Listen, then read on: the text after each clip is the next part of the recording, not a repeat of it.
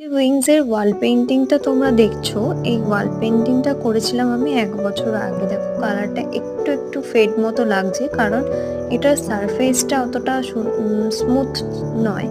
আমার বাড়ির দেওয়ালে করা। এটার একটা স্টোরি আছে যেটা তোমাদের সাথে আমি শেয়ার করতে চাই।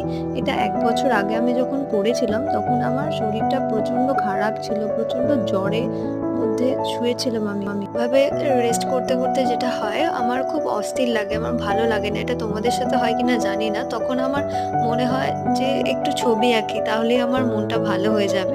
সেই শরীর নিয়েই আমি কাজটা শুরু করেছিলাম। খুব ভালো স্ট্রেংথ পাচ্ছিলাম না করার, কারণ শরীরটা খুব উইক ছিল। বাট আমার মনটা খুব ভালো লাগছিল কাজটা করার সময়। আমি বসে থাকলে তুলি আর রং দেখলেই মনটা ছটফট করে কখন এটা করব। তো ১ বছর পর আমি হাতে যখন একটু সময় পেয়েছি তখন ভাবলাম যে কাজটা শেষ করা যাক। তো এটার কমপ্লিট লুকটা তোমাদের কেমন লেগেছে অবশ্যই জানিও।